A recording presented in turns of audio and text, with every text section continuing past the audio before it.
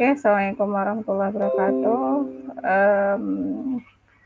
Alhamdulillah pada kesempatan kali ini kita bisa ketemu dalam keadaan sehat. Alhamdulillah. Pada pertemuan yang keempat ya di mata kuliah elektronika dasar, di mana kita sedikit membahas tentang rangkaian aplikasi dioda. Ya, kemarin kita bahas tentang pertemuan 3 itu tentang dioda, fungsi khusus, dan transformator. Gitu ya. Jadi memang di pertemuan ketiga kita khusus membahas tentang bagaimana aplikasi rangkaian dioda itu dalam sebuah rangkaian, khususnya buat rangkaian catu daya. Gitu ya. Di sini kita bahas kemarin bahwa yang namanya rangkaian penyiarah atau dioda rectifier, rangkaian penyiarah dioda adalah suatu rangkaian pengubah tegangan masukan AC menjadi tegangan DC yang berdenyut. Dengan kata lain, tegangan selalu positif atau nol, ya. Jadi penyiarah ini dia akan merubah rangkaian AC menjadi DC, ya. Penyiarah ini kita menggunakan 2 dioda atau 4 buah dioda. Kemudian penyiarah yang kita gunakan di sini ada 2 dioda dan 4 dioda yang mau kita bahas. Yang pertama penyiarah setengah gelombang, di mana rangkaian pada setengah siklus positif tegangan jala-jala dioda dibias forward, pada setengah siklus negatif dibias reverse, ya. Kemarin kita paham bahwa dioda yang di forward dan di reverse bias itu kita paham bahwa kemarin itu kita bahas dioda itu bisa bersifat isolator dan konduktor, ya. Ketika dia berfungsi sebagai konduktor ketika anodanya di sini mendapat tegangan positif, sedangkan katoda mendapat tegangan negatif. Nah, ini sebuah rangkaian penyiarah setengah gelombang. Kenapa setengah gelombang? Karena di bagian anoda ini, coba kita lihat ya, ini adalah sebuah trafo, ya. Simbolnya trafo ini ya lilitan, ya. Kemudian ini yang terhubung ke PLN, ya. Nah, ini bagian lilitan primer nih, bagian sekunder. Nah, sekunder ini yang terhubung ke sebuah rangkaian yang diaplikasikan dengan 2 buah dioda, ya. Nah, ini RLD ini adalah sebuah beban yang akan dilewati oleh arus searah, gitu ya, atau DC, direct current. Nah, di sini ketika siklus dari trafo mendapatkan tegangan positif dan negatif, yang nama AC itu kan arus current, jadi arus bolak-balik, kadang ada positif, kadang ada negatif. Nah, di sini dapat kita lihat bahwa sebuah dioda negatif di sini dia bermuatan positif, dan yang aktif adalah dioda ini, ya. Ketika sama-sama dikasih tegangan negatif positif, maka ketika ini positif, ya, ini negatif, ya, maka yang bekerja adalah dua-duanya, ya. Ada kalanya dia mendapatkan positif, ada kalanya dia mendapatkan negatif. Kalau di sini dia tidak terhubung, ya. Kalau bentuk simbol diodanya kayak gini, ya, ini adalah anoda, ini adalah katoda, ini adalah katoda, dia misalkan dapat tegangan negatif, ya. Atau dia sama, kalau di sini kan pada saat kondisinya siklusnya naik, ya, dia kan positif, ya. Jadi yang aktif adalah dioda ini, ya. Sedangkan ini dapat negatif juga, misalkan ini adalah positif, yang aktif adalah dioda ini. Ini tidak aktif karena dia di forward, di reverse bias diodanya. Nah, dipahami lagi kemarin dioda ketika di forward dan di reverse, ya. Ketika di forward bias, ketika anoda mendapat tegangan positif, sedangkan pada katoda mendapat tegangan negatif. Kalau di posisi ini, ya, saya ulangin lagi, ya, saya ulangin bahwa ketika dia mendapat tegangan positif, maka yang dioda ini yang akan aktif, ya. Dioda ini akan di reverse bias. Nah, baru dia akan mengaliri beban, ya. Biasanya arus yang lewatin sini, ya, masih AC ya, tapi masih mengandung riak atau noise ya. Nah ini ya, tapi udah bisa dikatakan bahwa diodanya adalah AC ya setelah melewati dioda penyiar ini, gitu ya. Kalau lihat dari ini simbolnya ya, ini sebuah dioda ya, ini adalah sebuah rumusnya VM ya, ini VM, ini RRL ya, gitu ya. Nah, kemudian di sini dapat kita lihat bahwa rangkaian penyiar dioda. Nah, ini adalah penyiar dioda setengah gelombang ya. Nah, kenapa dia katakan setengah gelombang? Karena di sini dia menggunakan satu buah dioda. Ketika dioda di forward, maka dia akan mengalirkan arus listrik ya. Tapi ketika dia di reverse, ya, maka dioda tidak akan mengalirkan arus listrik. Maka dia akan sekali hidup, sekali mati, sekali hidup, sekali mati, sekali hidup, sekali mati kayak gitu ya. Jadi bagiannya di bawah depending ya, gelombang output DC. Nah, yang DC doang yang diambil ya. Tapi kalau yang ini, kenapa nih hidup kemana? Kenapa ini nggak kelihatan? Karena dia setengah gelombang ya. Ada saatnya dioda itu di forward dan di reverse. Kalau di forward dia akan mengantarkan arus listrik, tapi saat di reverse tidak dapat mengalirkan arus listrik gitu ya. Nah, ini rumusnya VDC sama dengan 0,318 dibagi V2 tegangan puncak. Sedangkan VDC sama dengan V2 dikali puncak dibagi dengan V. Gitu ya.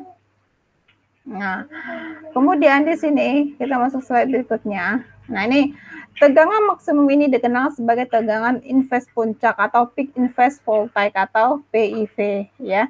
Ini mewakili tegangan maksimum yang harus ditahan dioda selama bagian reverse dari siklus ya.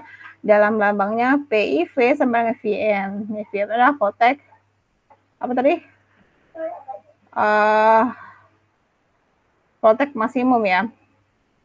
Nah, di sini kita lihat ya. Kemudian penyiar tegangan tengah atau center tap. Nah, penyiar tengah ini center tap ya. Selama tegangan silih positif tegangan sekunder, dioda sebelah atas di bias forward dan dioda sebelah bawah di bias reverse ya. Melalui dioda sebelah atas resistor beban setengah lilitan atas. Jadi ketika dioda di tap tengah ya hampir sama sebenarnya ya. Kalau ini jenis trafo itu kan sebenarnya ada dua sebenarnya, trafo 0 dan trafo CT. Nah, yang tadi kita gunakan adalah trafo 0. Sekarang kita coba aplikasi di trafo CT, center tap. Jadi tegangannya di tengah. Nah, ini adalah sebuah dioda. Diodanya ada dua, D1 dan D2. Nah, ini di saat di forward dan di reverse ya. Pada saat di forward ya, maka yang mengalir adalah pada saat tegangannya AC ini mengalir ya. Nah, pada saat ini di forward ya, di forward, ini di reverse ya. Nah, ini yang bekerja adalah D1. Sedangkan ini belum ya. Pada saat di forward ya, forward di reverse. Ya, kalau sama-sama di reverse, maka diodanya tidak akan bekerja. Tapi kalau sama-sama di forward ya, dioda D1 dan D2 akan saling sama-sama bekerja. Gitu ya, forward ya. Kalau di sini kan ada kalanya positif, ada kalanya negatif gitu ya. Dan baru dia akan mengalirkan ke beban gitu ya. Nih, tegangan AC, kemudian keluarannya kayak gini. Ya, ada D1, kemudian dia beralih ke D2 ya. Kemudian dia beralih ke D1, D2 dan seterusnya. Gitu ya. Kemudian ini adalah sebuah dia gambaran juga, dia menggunakan 4 buah dioda. Nih, misalkan kita simpulkan D1, D2, D1, D2, misalkan ya. Pada saat dioda ini di forward ya, kita sama-sama misalkan ngasih tegangan di sini adalah forward dan di sini reverse. Kalau pada saat di forward yang aktif adalah D1 ya. Kemudian ini dikasih misalkan di reverse yang aktif adalah dioda D4 ya. D4 ya. Pada saat di forward maka dioda ini tidak akan bekerja, D3-nya tidak akan bekerja. Tapi pada saat ini di reverse yang bekerja yang mana diodanya? D1, D2, D3 dapat adalah yang kalau ini di reverse maka yang bekerja adalah D3 gitu ya. Makanya dia tegangannya udah full, gitu ya. Baru dia nanti akan mengalir ke beban tegangannya, ya. Nah itu, gitu ya. Jadi itu penjelasannya. Kemudian harga rata-rata atau DCS-nya gelombang penuh adalah VDC sama dengan 2 VP dikali V. VP adalah tegangan puncak, ya. Periode output adalah setengah periode sinyal input. Dengan perkataan lain, setiap siklus input menghasilkan 2 siklus output. Inilah sebabnya mengapa frekuensi output menyerah tengah adalah 2 kali frekuensi input. V out sama dengan 2 V in, gitu ya. Kemudian di sini ada tegangan invers puncak, ya. Tegangan invers puncak menunjukkan rangkaian pada saat tegangan sekunder mencapai harga maksimum. Ya, VM adalah tegangan pada tegangan lilitan sekunder. Ya, VM adalah tegangan lilitan sekunder. Tegangan reverse pada dioda yang tidak konduktif adalah 2 VM atau PIV sama dengan 2 VM. Jadi VM yang tadi adalah tegangan setengah lilitan sekunder. Lilitan sekunder adalah rangkaian yang terhubung ke beban atau penyarah.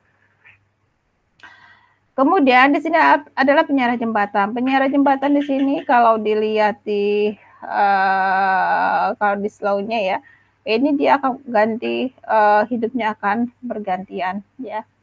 Nah, di sini penyarah jembatan yang paling banyak digunakan selama siklus positif tegangan sekunder dioda D2 dan D3 ya. D2 dan D3 ya.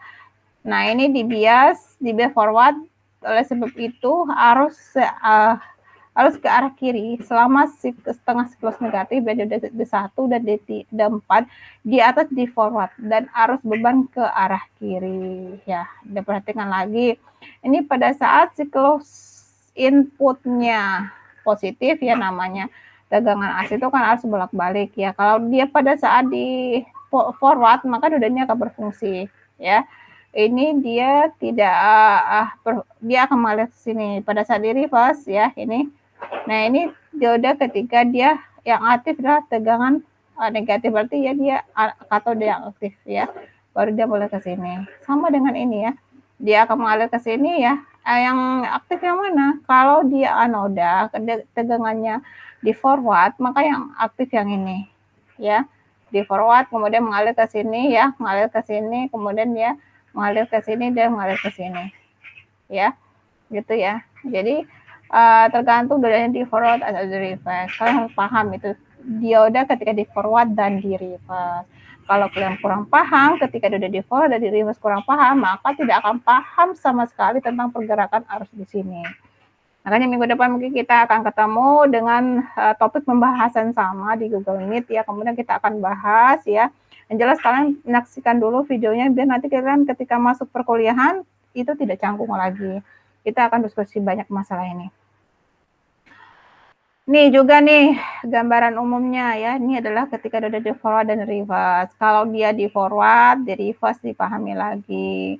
Kalau dia di forward maka anoda mendapat tegangan positif ya, katoda mendapat tegangan negatif gitu ya. Ini akan dia kembali ya, pergerakan arus ini terjadi ya, kalian harus paham ya. Sekali lagi harus paham tentang pergerakan arus anoda ketika ada di forward dan ketika ada di reverse bias ya. Oke, lanjut. Ini juga nih sama ini sebenarnya ya. Ini adalah sebuah dioda ya, kemudian ini adalah sebuah dia mendapatkan tegangan positif. Maka yang aktif yang mana? Dioda yang ini ya. Kemudian melalui beban ya, kemudian kan melewati dioda ini, kemudian akan kembali ke tegangan negatif. Begitu juga dengan ini ya. Kalau dia negatif berarti yang aktif yang mana? Berarti yang aktif yang ini ya. Kemudian dia akan kembali ke sini ya. Kemudian yang aktif yang mana? Yang ini, berarti dia akan ngalir ke sini. Gitu ya. Makanya dia setengah siklus positif ya. Kemudian positif yang mana? Di sini D1 dan D3 misalkan ya. Ini D4 dan D2 gitu ya ini.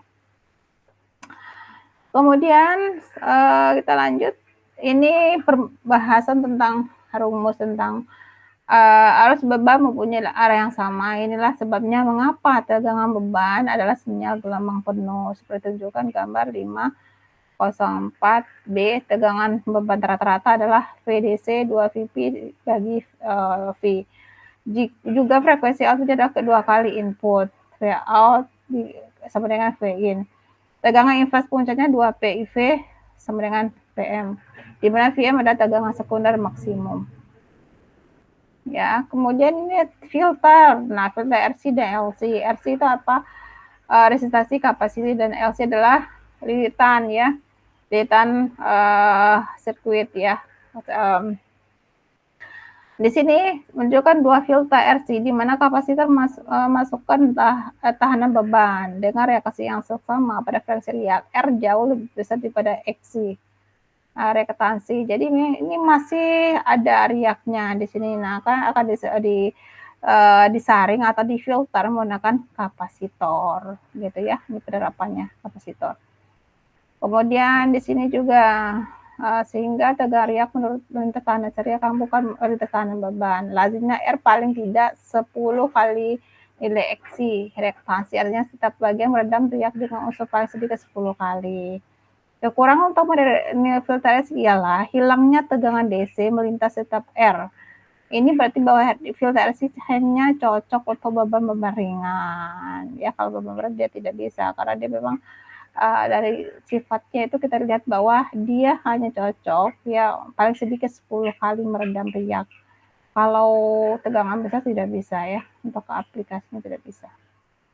Nah, filter LC ya, bila arus beban besar, filtrasi pada gambar di bawah ini ya, nanti 5.5b merupakan susunan yang lebih baik digunakan daripada filter RC. Gagasannya ialah menurunkan riak tegangan melintas bagian-bagian seri yang dalam hal ini adalah induktor ya, LC adalah induktor. Ini diselesaikan dengan bahwa Xc jauh lebih besar daripada Xc pada frekuensi riak. Dengan cara ini riak dapat amat jauh dikurangi lagi. Lagi pula tegangan jatuh DC melintasi induktor jauh lebih kecil karena hanya resistasi belita saja yang terlibat. Oke, ini pengalih tegangan, voltage multiplier. Ini kalian baca aja, ini dia menggunakan dua kapasitor ya. Kemudian voltage Doppler, dia menggunakan D1 kapasitor ke C2, D1, kemudian ini beban puncaknya juga ya, D1 C2 2 VP. Nah, ini tinggal kalian baca voltage triple, dia menggunakan voltage triple. Voltage triple dia menggunakan 3 kali penyaringan ya. Nah, ini ada di Viroa dari Riva saja sebenarnya terjadi triple output ya, dia menggunakan beberapa kapasitor dalam menghasilkan keluaran DC yang lebih stabil, triple output ya. Kemudian clipper positif ya, jadi dia rangkaiannya membuang bagian positif dari sinyal ya, dia bagian positifnya dia akan di clipper ya. Kemudian V out ya, ini rumusnya ya, rumus dalam bagian tegangan dengan output ya, V out sama dengan RL dibagi R tambah RL dikali dengan VP ya, VP itu tegangan keluaran. Kemudian di sini ada clipper di bias. Clipper di bias di sini ada namanya dioda ya. Ini bagian positifnya dipotong ya, kemudian RS jauh lebih besar daripada R. Dengan demikian hampir seluruh tegangan input muncul pada output. Ya, clipper kombinasi ini adalah kombinasi antara tegangan positif dengan negatif ya. Bagian positifnya dibuang ya. Kemudian ini hanya soal yang ya saya rasa nggak terlalu ini banget, tetapi untuk mengingatkan kalian aja sebenarnya. Oke. Jadi untuk pertemuan berikutnya masih pertemuan keempat ya, kita diskusi tentang masih berdiskusi tentang pembagian arus dioda penyiar setengah gelombang dan gelombang penuh. DDAB CN2 setengah gelombang gitu ya. Nah, ini mungkin diskusinya minggu depan ya. Kita masuk perkuliahan minggu ke minggu keempat ya, kemudian kita bahas sedikit tentang penyiaran ini. Jadi ketika kita udah mulai perkuliahan ya, kalian udah tahu lah gambarnya sedikit, kemudian kita akan diskusikan lagi tentang penyiaran setengah gelombang dan penyiaran gelombang penuh ya. Kalian siapkan aja topik pembahasan yang akan kita bahas sama-sama ini ya. Jadi kalian harus paham ya sebelum kita masuk perkuliahan. Kemudian coba nanti kalian download atau cari referensi tentang penyiarah ya. Kemudian mungkin lebih banyak kita diskusikan di forum nanti ya, ketika mata kuliah mata kuliah elektronika dasar pertemuan yang keempat ini kita bahas full tentang penyiarah tengah gelombang dan gelombang penuh. Oke, saya rasa itu ya perkuliahan di mata kuliah elektronika dasar tentang aplikasi dioda, rangkaian aplikasi dioda pada rangkaian penyiarah ya. Saya rasa cukup ya. Mudah-mudahan kita ketemu dalam keadaan sehat untuk minggu depan ya, untuk mata kuliah ini ya. Secukupnya. Assalamualaikum warahmatullahi wabarakatuh.